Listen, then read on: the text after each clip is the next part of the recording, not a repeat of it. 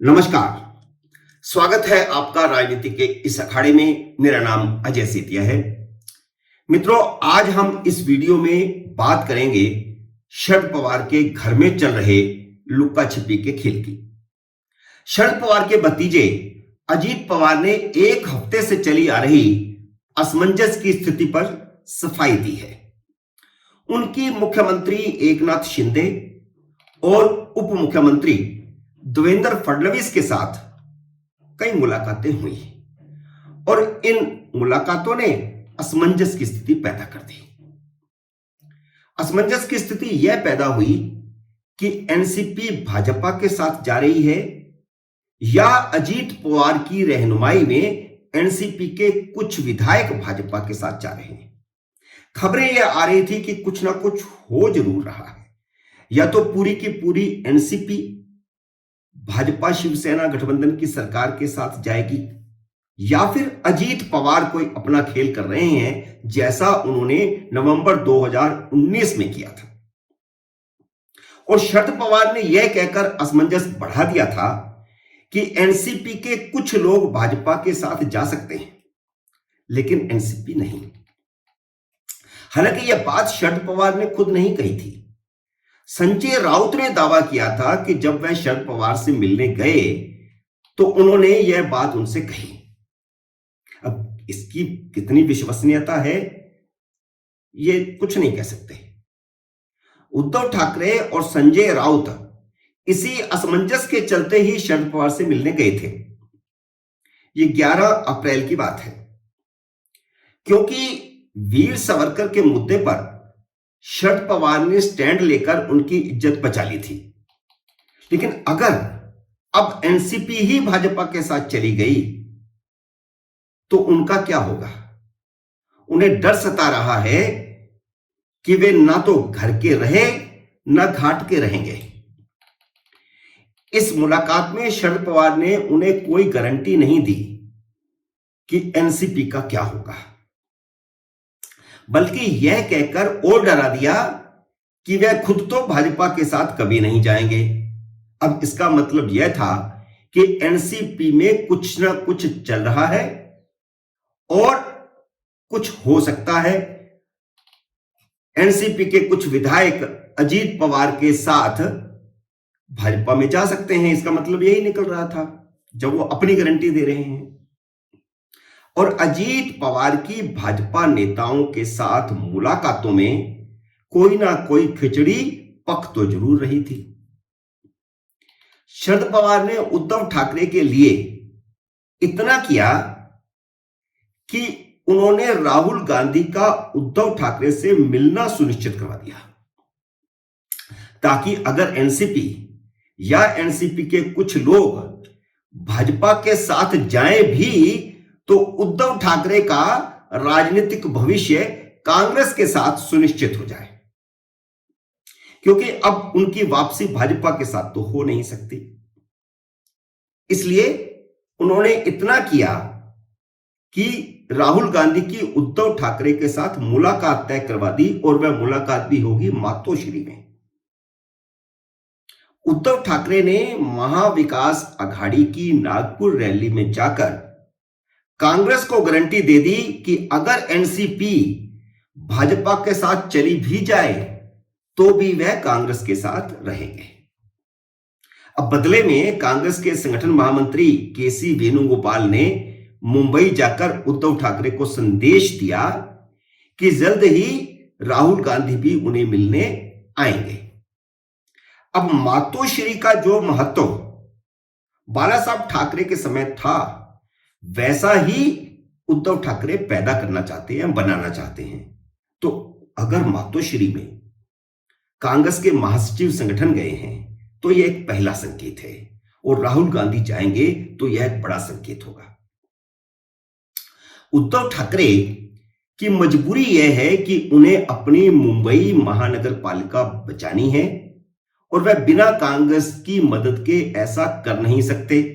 जहां तक मुंबई का सवाल है तो वहां एनसीपी का प्रभाव कम है, शिवसेना का और भाजपा का करीब करीब बराबर का है, और साथ में कांग्रेस का प्रभाव है। भाजपा क्योंकि साइड पर जा चुकी है, अब भाजपा का और एकनाथ शिंदे की शिवसेना का गठबंधन होगा, और अगर कांग्रेस का उद्धव ठाकरे की शिवसेना के साथ गठबंधन नहीं होता तो उद्धव ठाकरे ना इधर के रहेंगे ना उधर के रहेंगे। तो लेकिन उनके लिए सबसे ज्यादा महत्वपूर्ण है महानगर पालिका को बचाना, और वह कांग्रेस के कंधों पर सवार होकर मुंबई महानगर पालिका पर कब्जा बरकरार रखना चाहते हैं। लेकिन सवाल यह है कि एनसीपी में क्या पक रहा है। हफ्ते भर की लुका छिपी के बाद मंगलवार को अजीत पवार ने सामने आकर इन खबरों का खंडन किया है कि वे भाजपा में जा रहे हैं या एनसीपी टूट रही है। लेकिन बिना आग के धुआं नहीं होता। जो विधायक 2019 में, नवंबर 2019 में भाजपा में उप मुख्यमंत्री बनते समय अजीत पवार के साथ गए थे, उनके बयान आने शुरू हो गए हैं कि अजीत पवार जो भी फैसला लेंगे वे उनके साथ हैं। आपको याद होगा जब महाविकास अघाड़ी का गठन नहीं हुआ था, प्रक्रिया में था, तभी भाजपा और अजीत पवार ने मिलकर के एक सरकार बना ली थी जिसमें मुख्यमंत्री देवेंद्र फडणवीस थे और उप मुख्यमंत्री अजीत पवार थे। अब जो लोग उस समय अजीत पवार के साथ थे उनके बयान आने शुरू हो गए हैं कि हम तो अजीत पवार के साथ ही हैं। और अजीत पवार के भाजपा में शामिल होने की खबरों को हवा तब मिली जब महाराष्ट्र कोऑपरेटिव बैंक घोटाले के आरोपियों में से उनका नाम गायब हो गया, जबकि पहले उनका और उनकी पत्नी का नाम था। ईडी ने 28 मार्च को महाराष्ट्र कोऑपरेटिव बैंक घोटाले की चार्जशीट दाखिल की, तो उसमें अजीत पवार और उनकी पत्नी सुनेत्रा पवार का नाम गायब था। और यहीं से फिर अटकलें लगनी शुरू हुई और उसके बाद मुलाकातें शुरू हो गई। खबर यह भी आ रही है कि एनसीपी के 53 में से 40 विधायकों ने अजीत पवार का समर्थन किया है। अब सवाल यह है कि जब कुछ हो ही नहीं रहा तो पिछले एक हफ्ते से अजीत पवार एनसीपी विधायकों से मुलाकात क्यों कर रहे थे। 40 विधायकों ने उनके साथ मुलाकात की। वह एनसीपी के कार्यक्रमों को छोड़कर अपनी प्राइवेट कार पर गायब क्यों हो गए थे। विपक्ष के नेता के नाते उनके पास सरकारी कार है, लेकिन पार्टी कार्यक्रमों को बीच में छोड़कर वह एक प्राइवेट कार से गायब हो गए थे। ये एक हफ्ते की ही बात है। बाद में उन्होंने कहा कि उनकी तबीयत खराब हो गई थी और वह अपने घर आराम करने चले गए थे। वे अपने घर पर ही आराम कर रहे थे। लेकिन फिर सवाल उठता है कि जब वह एकनाथ शिंदे और देवेंद्र फडणवीस को मिलने गए तो पिछले दरवाजे से क्यों गए और मुलाकात करके पिछले ही दरवाजे से वापस क्यों निकले। अजीत पवार का अचानक विधानसभा से बाहर निकलते हुए मंगलवार को मीडिया को मुखातिब होना और वह भी खड़े होकर इत्मीनान से बात करना कुछ और कहता है। क्यों वह खंडन करने के लिए मीडिया को मुखातिब हुए। क्या भारतीय जनता पार्टी के साथ उनकी बातचीत टूट गई है। महाराष्ट्र की राजनीति में एक बार फिर उलटफेर तो होगा। शरद पवार ने अडानी के मुद्दे पर यूं ही स्टैंड नहीं बदला। कर्नाटक में 40 सीटों पर कांग्रेस को हराने के लिए अपने उम्मीदवार खड़े करने का ऐलान यूं ही नहीं किया है। अजीत पवार ने कांग्रेस के स्टैंड के खिलाफ वोटिंग मशीनों का समर्थन यूं ही नहीं किया है।